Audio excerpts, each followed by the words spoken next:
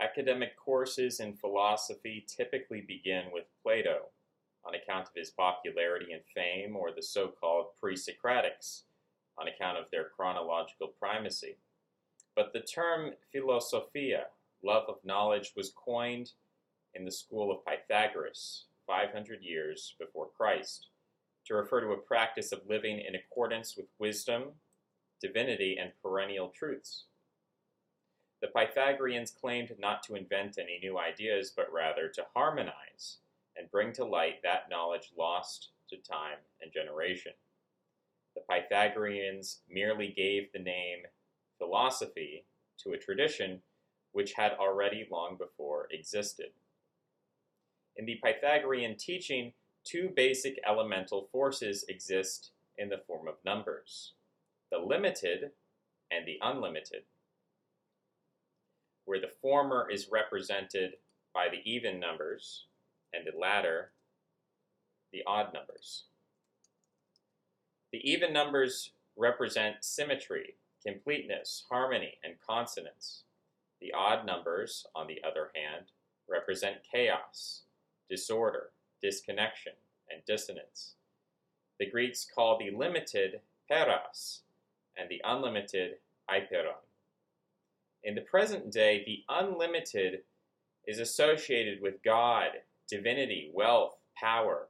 This obsession with infinity is characteristic of what Spangler would later term Faustian civilization. The Greeks, however, including Pythagoras, did not view the unlimited as a positive force.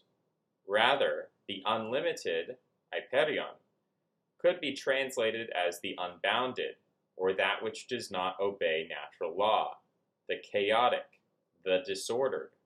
That which is limited is harmonious, not stepping outside the bounds of order and beauty. One illustration of this principle is the uncanny valley. In digital art, depictions of human faces may begin simple, as stick figures. Eventually, the geometry of the face may become more detailed, as color, shading, lighting, and contours are added. As realism and detail increase, the face becomes creepier and creepier until finally, the face appears realistic enough to be natural and normal. Our recognition of a healthy human face is composed of many hidden rules of symmetry, proportion, color recognition, pattern recognition, and texture recognition. Faces which conform to these complex rules, both genetic and culturally informed, appear beautiful. Faces which disobey these rules, go their own way, and deviate from these rules, stepping outside the bounds of these rules, appear ugly. The appearance of pimples, boils, bruises, misshapen features, and contorted expressions all represent the Greek recognition of apeiron as a negative phenomenon. To put this more simply, that which conforms to the rule of beauty is beautiful, and that which steps outside the bounds of beauty is ugly. This obsession with the even, the beautiful, and the perfect is what led to a culture of high art in ancient Greece, which rivaled and surpassed the Egyptian bust of Nefertiti, and was not rivaled until the Renaissance. The desire to be bound, as well as the desire to be unbound, appear in a different form 2,500 years after Pythagoras in the theories of Sigmund Freud. Freud first named his theory psychoanalysis in 1896 as a neologism developed out of the rapidly developing field of psychology. Although the term psychologia had been in use for quite some time before Freud, psychology as we know it today was still then in a very early stage. The experiments of Pavlov, in which it was proven that the canine's perception of food was enough to engineer a physiological response, was published in The Work of the Digestive Glands in 1897. Freud's psychoanalysis came about during the earliest beginnings of what we today consider to be the field of psychology. Psychology as a field itself has precedence in the Greek concepts of the humors: choleric, melancholic, sanguine, and phlegmatic. We first recognize this scheme in Hippocrates, 460 to 370 BC, and later in Galen, 130 to 200 AD. Etymologically, we have maintained the connection, for example, between melancholy and depression or sadness. The term cholera is common to both the choleric and the melancholic, and it refers to what in English is called bile. Bile is a green or yellow secretion in the gallbladder which aids in digestion, but which was thought by the ancient Greeks to come in two forms: black bile, melon cholera, and green bile, or regular bile, cholera. The concept that physical substances, we might call them today chemicals, cause changes in our psychological state, which is together the combination of biochemistry and psychology, is biopsychology, and it has precedence in these theories of the Greeks, which were passed into the medieval era and can be seen in Shakespeare's allusions to the four humors through 1613. It is interesting to note that in ancient Greece, the codification of wisdom into the term philosophia preceded the Hippocratic investigation into the humors as biopsychological phenomena. Likewise, the reemergence of philosophy coming out of the medieval period with Neoplatonism also preceded the emergence of the field of psychology. All of this background sets the stage for us to see Freud in a clearer light. Freud terms the attractive psychological force eros and the negative force thanatos. In the use of Greek, Freud is hearkening back to Peras and Apeiron. However, a moral shift has occurred between the time of ancient Greece and modern Europe. Whereas the finite was considered good and the infinite to be unbounded by law and therefore deviant from beauty, in the Faustian era, the infinite is considered divine and the finite is considered to be chained, weak, and incapable. Before going further, Freud's obsession with sexuality can be addressed. Freud's fever dreams of incest do ultimately spring out of a fixation on the Greek tragedy of Oedipus. Freud's own sexual life possibly involved both his wife as well as his wife's younger sister, and so the theme of incest hung heavily over Freud's mind. This aberration, Freud's own unbounding, may be the reason that Freud considered the theory of psychoanalysis so seriously. His intention was not to save his patients, but to develop a method that could ultimately save himself. Successful or not, Freud reintroduces Peras and Apeiron in different forms. Thanatos, Greek for death, is Peras, the limiting principle. Thanatos cuts away that which is excessive, and that which does not conform to the principles of beauty. Eros, on the other hand, is Apeiron, the unbounded. Eros manifests in transgressions of law, the desire for criminality, for lust and adultery, for violence, for disorder and madness. Carl Gustav Jung correctly critiqued Freud by subordinating Freud's eros to Wille, general will or desire. In other words, it's not that everything is secretly sexual, but rather that the sexual is a particular manifestation of a more general and fundamental desire.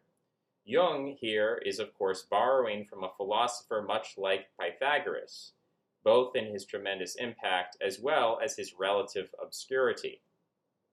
That philosopher is Arthur Schopenhauer.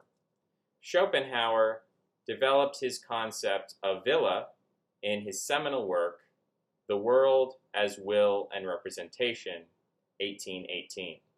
Schopenhauer could be described as a pessimist of world historical proportions, long before Nietzsche claimed the term nihilism.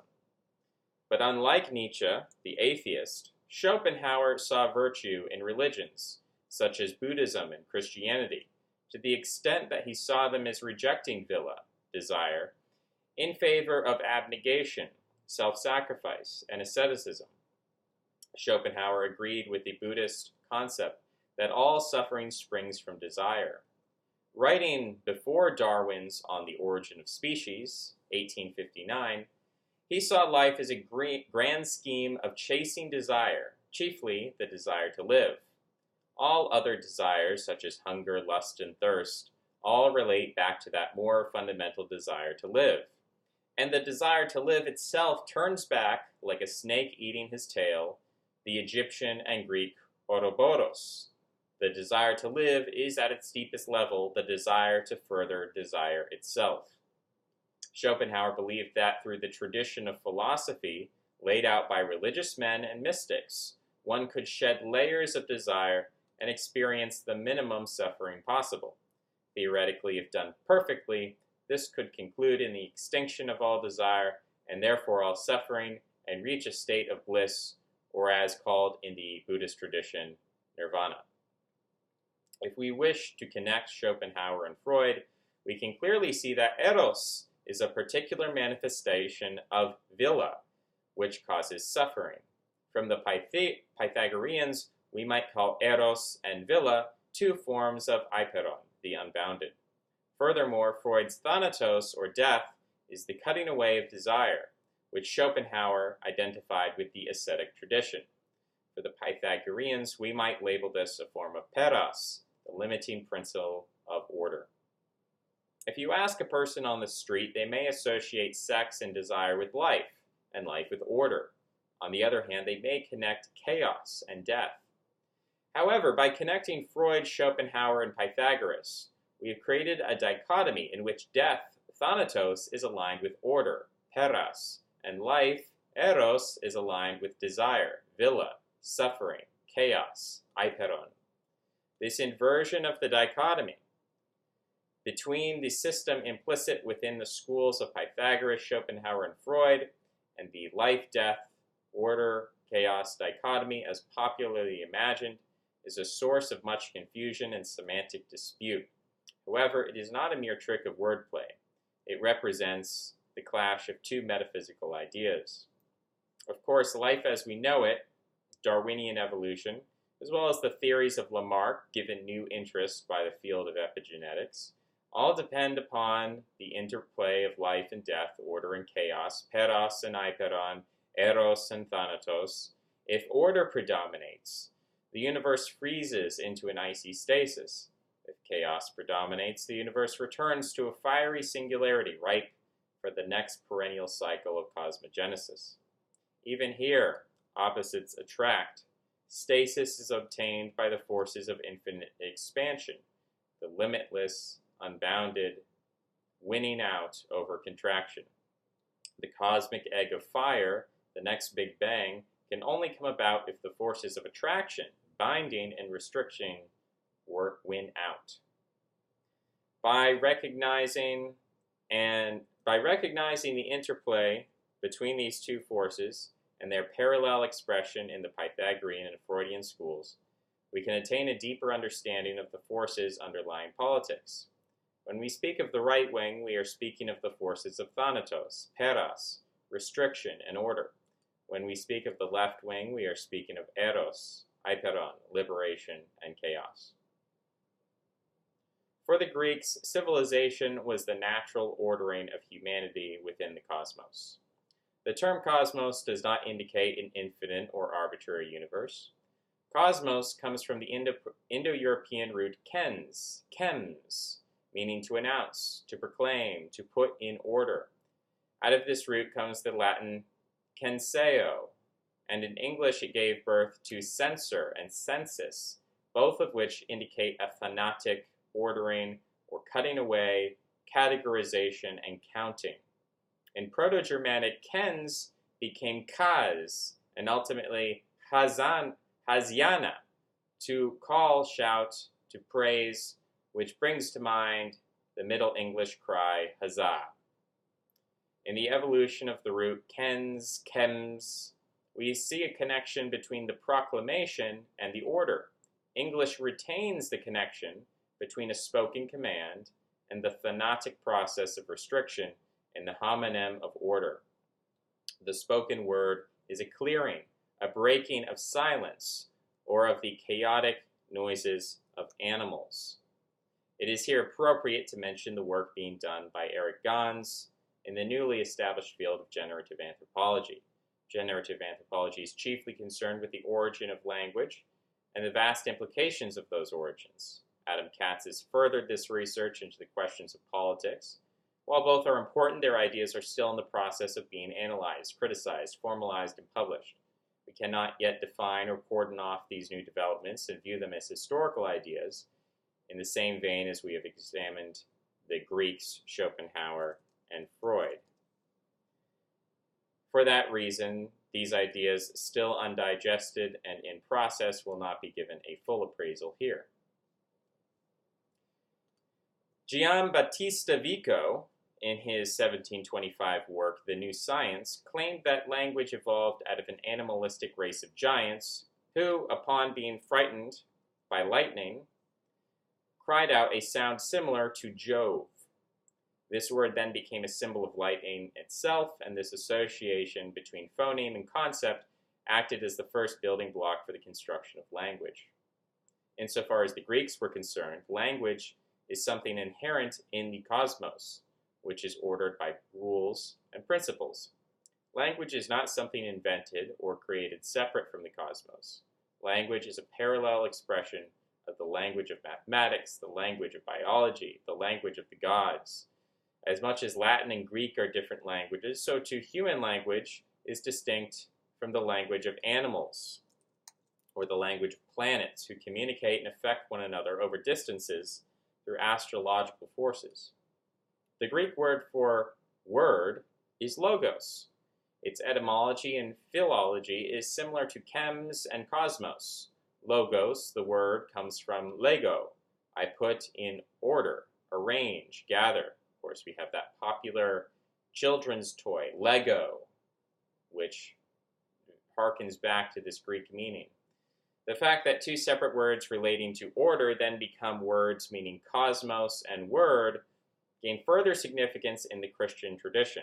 In the beginning of the Gospel of John, it is written, En arche in o logos, kai o logos in prostonteo, kai theos en o logos. In the beginning was the Word, and the Word was with God, and the Word was God. Therefore, there is no time before language, but rather, language precedes creation. This cosmogony implies that the principle of order comes before the principle of chaos and is its superior. However, this contradicts the earlier Greek account of Hesiod in Theogony.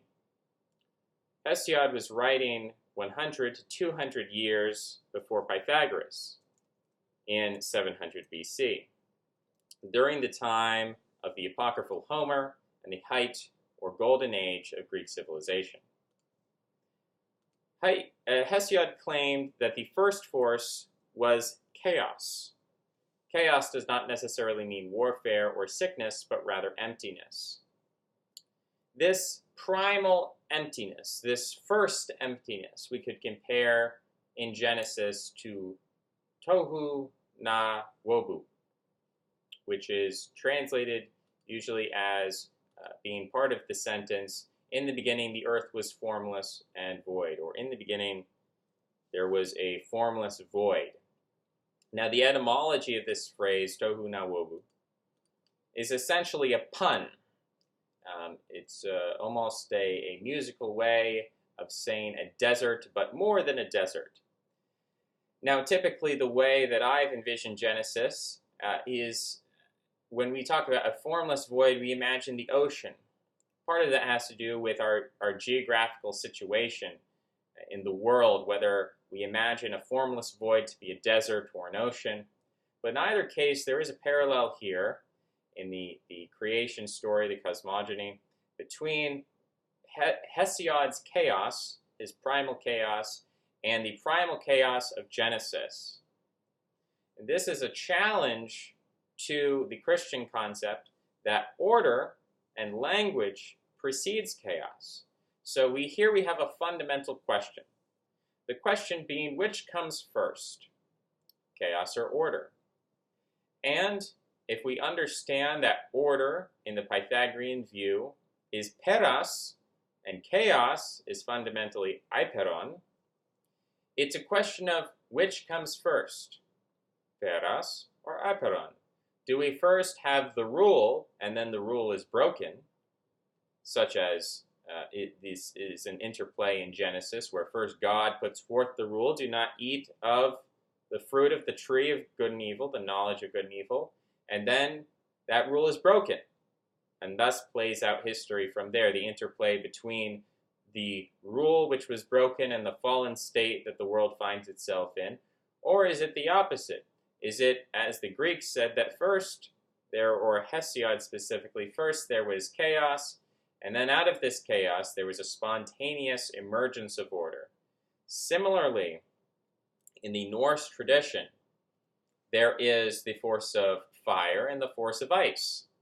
The force of fire here represents chaos, Apeiron. The force of ice represents Peras, the limited.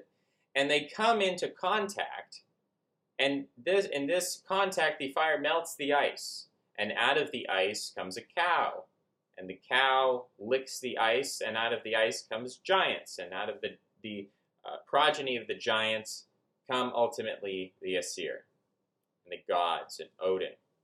There is then a succession crisis, as we see in the Greco-Roman tradition, whereas Zeus betrays his father in order to become king, just as Zeus's father had betrayed his father to become king or ruler. Similarly, Odin, being son of giants, betrays the giants, tears them up, and creates the natural world out of their bodies. So the clouds are their brains, and their skin becomes the bark of the trees, and so on and so forth. So there are parallels in these myths that, to some extent, we have to say there's an ancestral connection, that perhaps there was an originary Indo-European myth, which then was passed down and filtered as these tribes separated, as the Germans became distinct from the Latins and the Greeks.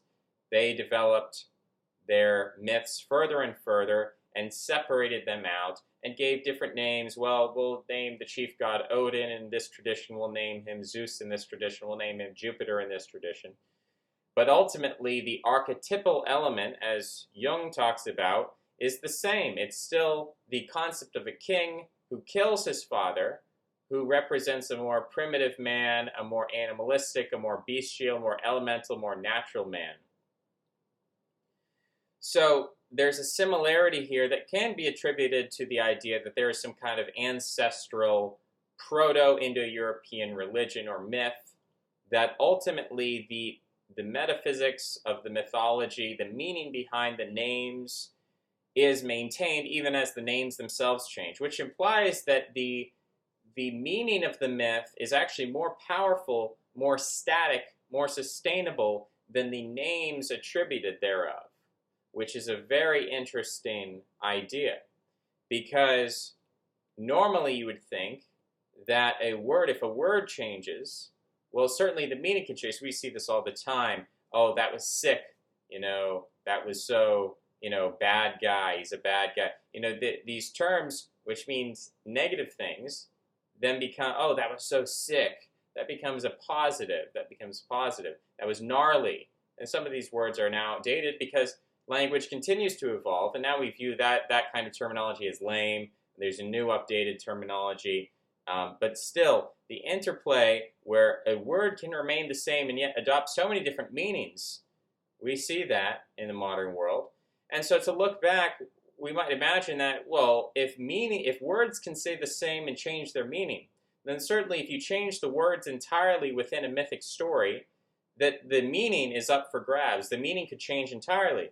And yet we see this ritual of the oral tradition being passed down, even as the names themselves are changed, even as the entire language changes, still the meaning of the myth stays the same, which implies one of two things: that either the meaning of the myth is more important than the language itself and the words that are being used, and that somehow it was maintained, or that the myth serves some function.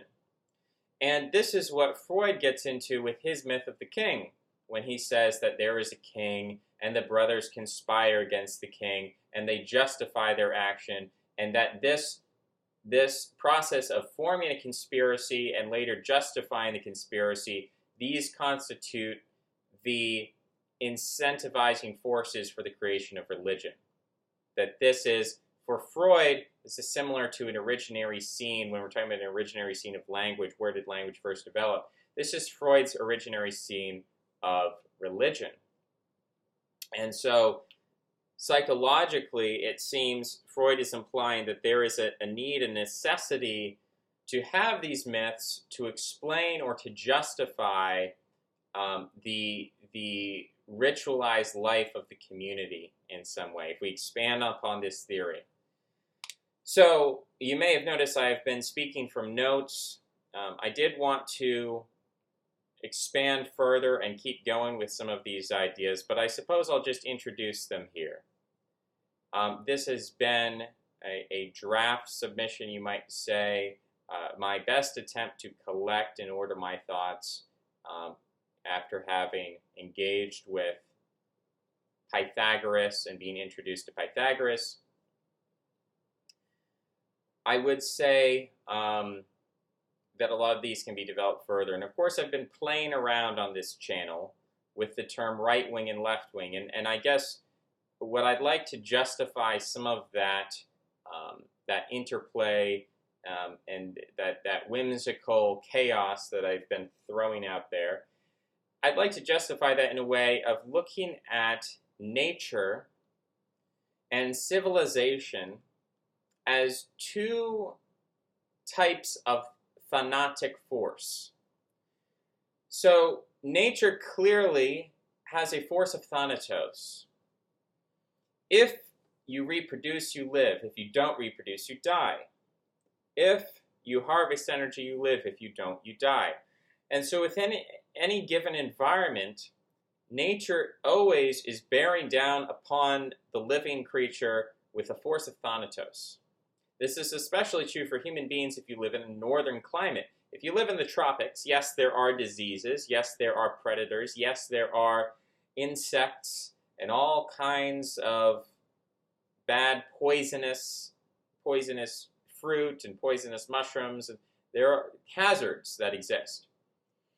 But if you know which fruits are good to eat, you know which fruits aren't good to eat. And if you can have a tribe which is capable of fighting off the jaguars. And once you establish yourself, you can pretty much go around and you can harvest what already exists. So in a tropical environment, the fruit grows on the tree and you pick it and you eat it. The animals are plentiful because there's plenty of food. So in a tropical environment, it's a resource-rich environment, and the spirit of thanatos, or the thanatic force present, is lesser than what you would experience in a northern climate. And this can still be demonstrated today if we talk about homeless populations in tropical regions, or even just, we'll talk about a Mediterranean climate. A homeless man in Greece, a homeless man in California, a homeless man living in a tropical environment, he can sleep at night, and he might fear being robbed or assaulted. There are still hazards of life, but he's not going to freeze to death. Whereas the homeless man in the north, even if he bundles up with all his clothing, if he's not sheltered, he's not inside of a shelter, it's very easy to freeze and die. And there is no point at which you have a mass number of people where you avoid this outcome. You need to construct not only warm clothing, but you also need to find shelter or build shelter. And that creates an extreme thanatic pressure, where you have a tribe which maybe finds a cave as shelter. And other tribes want this cave as well because there's a limited number of these. And there's an extreme thanatic pressure, whereas out in the tropics or a Mediterranean climate, there isn't this fierce competition between tribes for possession of shelter, for possession of caves. Similarly with food sources in a Mediterranean or tropical climate, food is plentiful. So again, competition for food is lesser than if you live in the north. Food is a valuable resource, and not only is there competition within a given season over food, but there's a seasonal change. And so there's one season in which food is plentiful and one season in which food is basically absent. And you have to store up food, you have to prepare. So the forces of thanatos are harsher in the north. If you make mistakes in a Mediterranean climate. If you don't do everything right, if you make some mistakes, you can still survive. You can survive as a vagrant, as a homeless person, as an expelled member of the tribe. If you live in the icy north and the tribe expels you because you made a mistake, you said the wrong thing, you insulted the wrong person, you went against the hierarchy, and you're expelled, your chance of survival goes much quicker to zero. It's much harder to survive. So the forces of Thanatos are present in nature. And so nature forces upon us an ordering principle. It forces us to be fast. It forces us to be strong. It forces us to be smart. It forces us to be beautiful so that we can attract mates. People who are not strong, smart, beautiful, well, they have less of a chance of surviving. That's according to nature and Darwinian selection. It's not anything that we've invented. We didn't invent the patriarchy. Nature invented the patriarchy. We didn't invent the two sexes or two genders. That was a creation of nature. It was a response to the thanatic pressure of nature. Now we find ourselves trying to escape these thanatic pressures, trying to survive. Our will, as Schopenhauer calls it, is driving us to live. We don't want to accept nature. And this is the Babylonian myth of Marduk slaying Tiamat. Tiamat represents the death of nature. The thanatic force of nature is slain, or Christ. Christ tramples down death with death. That is part of the Orthodox mantra, Orthodox creed. I don't know what the technical term is. Canon. Christ tramples down death with death. Marduk slays Tiamat, representative of the thanatic force of nature. It's the same myth. This is what humanity, specifically those living in harsher climates, have been trying to escape the thanatic force of nature. And in that pursuit, for thousands of years, we've been developing agriculture. We've been herding animals, breeding animals, domesticating animals. We've been building structures, building shelters. We've been creating civilization.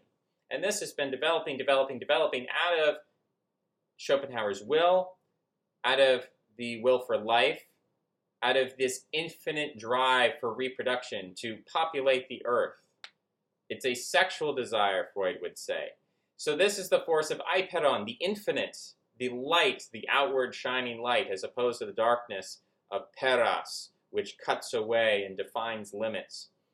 We've become so successful in this that we are very similar in nature, what is called a bloom, an algae bloom, or overpopulation.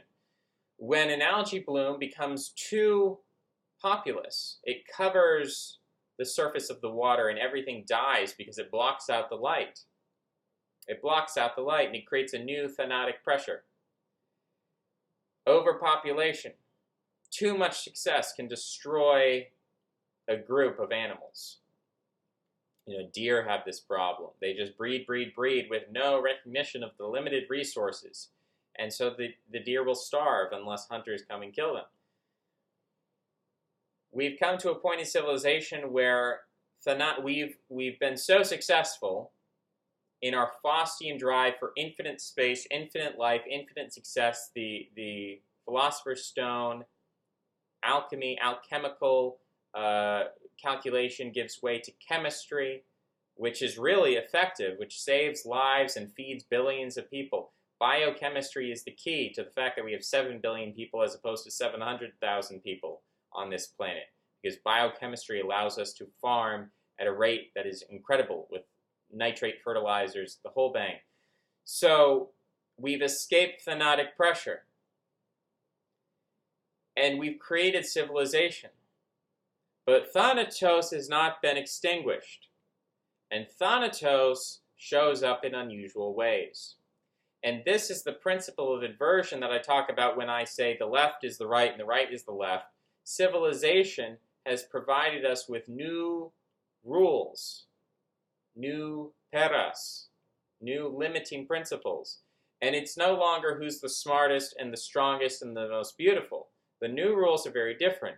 The new rules have to do with not offending. The new rules have to do with being tolerant. The new rules have to do with social signaling. And so you get people who they view the world as man against nature, and so they're considering man as the force of Apeiron, nature as the force of Peras, And they're thinking life, the good in life, what it means to be a good person is to be strong, smart, fast, beautiful, all of these virtues that help you against the fight against the fanatic forces of nature. And they don't like the fact that in civilization, which was originally a drive away from death, away from the forces of death in nature, civilization has now created its own rules.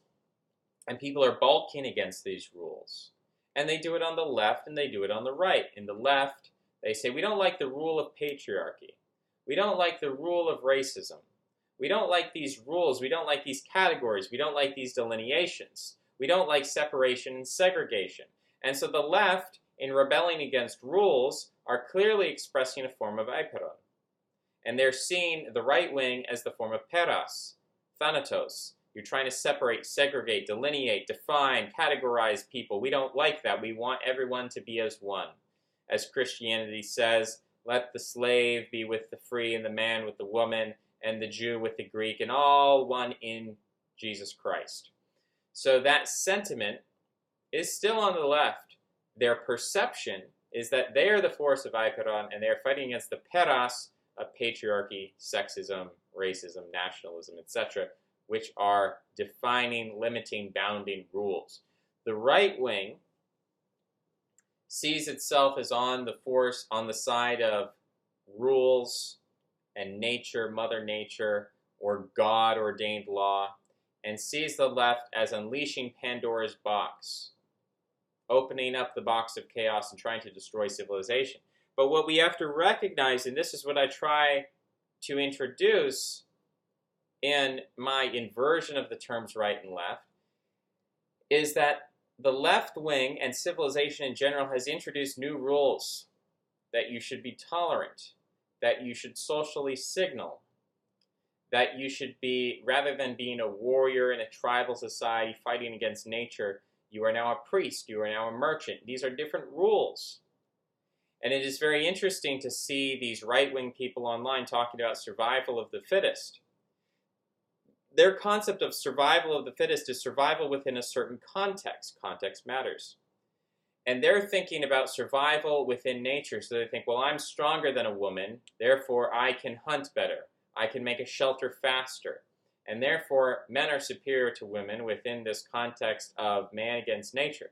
But that's not the context people find themselves in. Nature no longer bears down on us. We've defeated nature.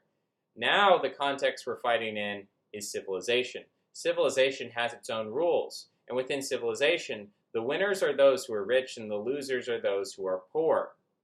And so a poor or middle class or lower class person who says, I want to bring back survival of the fittest, I want to bring back social Darwinism, what they're failing to recognize is that the rules of the game have changed. There are still rules, but they've changed. The rules are no longer who can survive in the jungle or who can survive in a Paleolithic Northern Europe. The rules are who can survive in the social signaling hierarchy of civilized capitalist society. Who can make the most money? Who can promote the virtues of liberalism and tolerance? And these virtues are linked with the ability of capitalism to globalize and merchandise and commodify and to create a pan-cultural environment where everything is allowed. There are still rules. Moral relativism is one of these rules. You have to follow the rule of moral relativism. If you break that rule, you're a heretic. You have to be able to understand the paradoxes implicit within these rules and navigate this landscape, which is difficult. And it takes a specific set of skills, mental skills, abstract skills, moral, and it takes a certain morality and a certain ethos to be able to navigate this environment. You could be smart, but if you're stubborn and you refuse to leave the mindset of the warrior behind and you're still stuck in that, no matter how smart you are, you don't have the will to navigate this environment. You're still trying to fight as a Paleolithic hunter-gatherer in the present day, and therefore you're failing, and you're not rich. And so survival of the fittest is a context-dependent question. What does it mean to survive as the fittest fish at the bottom of the ocean versus what does it mean to survive as a bird flying in the air? What does it mean to survive as a warrior in a primitive society? What does it mean to survive as a banker in the modern world? These are different questions. The right wing, I find, has a character of Eros and Apeiron. The right wing, I find, is rebelling against the rules of civilization. We see this with Kaczynski. We see this with the right wing saying, you know, there are too many rules. There's so much political correctness. What is political correctness? Political correctness is peras. Political correctness is a rule, and the right wing rebels against this because of their own eros, their own will to live, their own will to survive. They are accessing ancestral memories of what life should be like according to their evolutionary history, and it tells them, you know, beauty is better than ugliness, and strength is better than weakness. They have all these ideas in their head. You might say it's a solar cult versus a lunar cult. They have all these ideas in their head, but ultimately they are rebelling against the rules of society and civilization and capitalism and liberalism. They're rebelling against their rules. And so functionally, the right wing is anti-Peras and pro-Apeiron. And if we fundamentally define the left as Apeiron and the right wing as Peras, then we would have to accept that the political spectrum has switched and swapped. That what we call the right wing is now in the position of the rebels, and what we call the left wing is now in the position of the establishment or nature. Civilization has become such a titanic force that it takes on the fanatic force of nature. And we see this when people rebel against social rules. They are attacked with a ferocity that reminds you of the Maenads in Rome, who would tear apart the body of a man who encroached upon their rituals because they were representing the Chthonian force of nature. So nature as a gendered phenomenon, we often think, oh, nature, Mother Nature, that's a female. But we also recognize that nature in our ancestral past was a force of thanatos. Whereas civilization, we recognize that's the escape from nature. We think of civilization as masculine, but civilization is the force of Apeiron.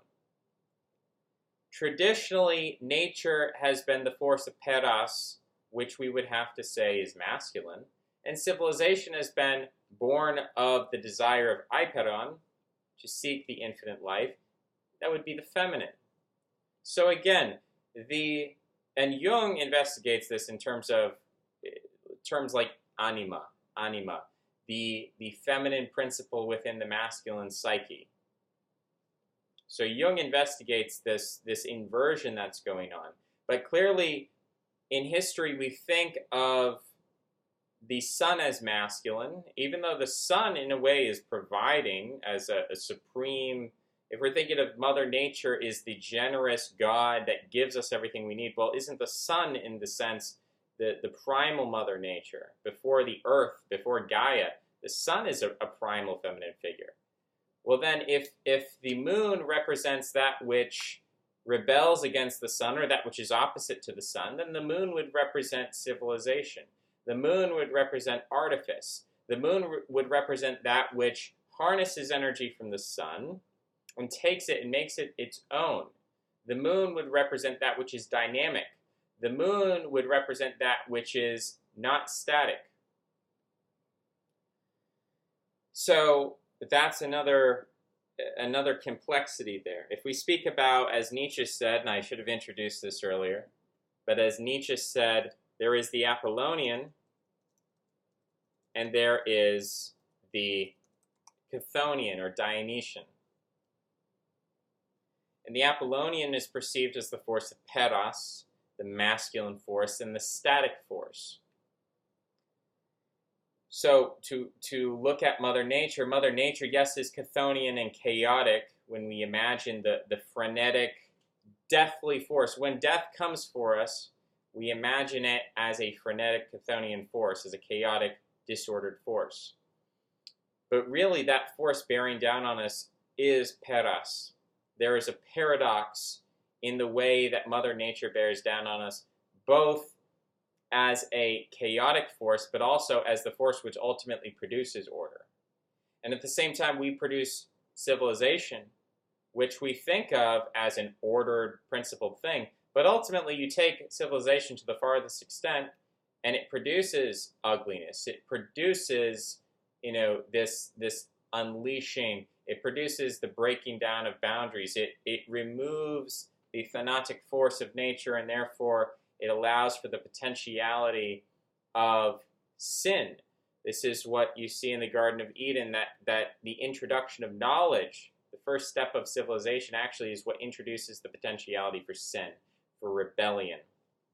In a sense, Genesis is not at all about primitive peoples, discovering simple tools or something like this. Really, the story of Genesis much more fits to the modern day, where we've discovered civilization, we've discovered all these tools and toys and technologies which have insulated us from the thanatic force of nature and have allowed us to engage in all manner of self-destructive behavior. So when I say sin, I'm not talking about even a sin against God, but I'm talking about the way that we alienate and atomize ourselves, the way that we choose short-term pleasures with long-term detriments over a life of discipline and order, which would be maybe more suffering in the short term, but more satisfying in the long term. We consistently undermine ourselves as a mass demos. And it's really only the elite that can escape this mentality and become rich and become wealthy and lord over the rest. So there's a lot of paradoxes in here that can't really be solved. They cannot be solved. They are inherent to the nature of Peras and Apeiron. When we try to ask the question, which came first? Was it Thanatos which came first? Or was it Eros that came first? Was it Peras that came first or Apeiron that came first? The question is difficult to answer. Of course, the Christian conception is that Peras came first, the rule came first, Logos came first. And then Apeiron came later. That chaos was then introduced as a secondary effect. That first was God, perfect order, and then came tohu na wobu, then came void and formless deserts and oceans that then had to be ordered again, which were then undone in the fall of man, which we're then working back to with religion and so on and so forth. So is it that Christian conception, or is it that of Hesiod and other Norse myths? Which is the correct conception? And even in the Norse myth, there is a distinct separation between the fire and the ice. Well, that itself is a categorization, a delineation, and ordering. So we might say that the moment before creation is the supremely ordered moment, and the moment at which creation comes into being is a moment of chaos, which then later, with the development of Odin, returns to an ordering principle. So clearly, these two ends of the snake, the tail and the mouth, have to keep chasing each other. You can't have one without the other. They only exist in relative comparison to one another. But the question of which is prime, which comes first, is an interesting question. The Big Bang as a cosmogony implies that first everything was a chaotic ball of fire, and then all of a sudden it exploded in a chaotic event, which then gave rise to ordered systems, solar systems, galaxies, planets, and ultimately us. And so there is a teleology in the Big Bang that first things were very chaotic, disordered. There were no rules, very Apeiron. And then ultimately over time we're heading toward Peras, we're heading toward rules, we're heading toward complexity in life. So that's the teleology of the Big Bang. But yeah, I mean, there's a lot. I could keep going. I could keep cycling in this concept. But to say that the right wing is right wing and the left wing and left wing, it's not as simple as that. Because nature has been replaced by civilization, and new classes have been developed that didn't exist, and new forms of competition have been introduced. And so I see the right wing fundamentally, as colloquially described, as siding with the forces of Apeiron against the left and the forces of Peras, against civilization and the forces of Peras, as a psychological state, which is why we're now thinking of the right wing as the rebellious people. I think the term political correctness really defines what I'm talking about here. To be politically correct is to be on the force of Peras. The cat lady, the feminine, the woman, even though we think of the woman, oh, Pandora's box, she's chaotic, a woman is chaotic. A woman at the same time is authoritarian. And she's interested in following the forces of Peras, which currently is civilization, which means that women are upholding political correctness. Men are rebelling against political correctness. Forces of Apeiron. Even though we think men are the ordering principle, this is what is actually occurring. So it's a very interesting dynamic that most people don't recognize. And it's a very complex dynamic. And it clearly, we understand the right wing as order, we understand the left wing as chaos.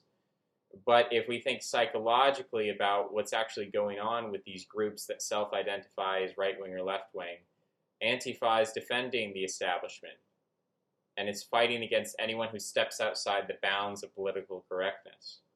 So ultimately, if you're on the right wing, you are on the side of Apeiron psychologically. There is this paradox between the thing which originates and the thing which instantiates. Nature in itself, we think of nature herself as chaotic, chthonian, but she instantiates Thanatos, which ends up being an ordering force. The male, the man, who we think of, oh, he's ordered, he's authoritarian, he tends to be the one who rebels, versus the woman, who we think of as chaotic, but she tends to follow. So opposites attract here. The thing in itself is often the opposite of what that thing produces or affects. The right wing thinks of itself as on the side of order, but the way that it performs in this social space is as a chaotic force. I think that's where we have to edit, or where we have to end. Thanks for listening. Bye-bye.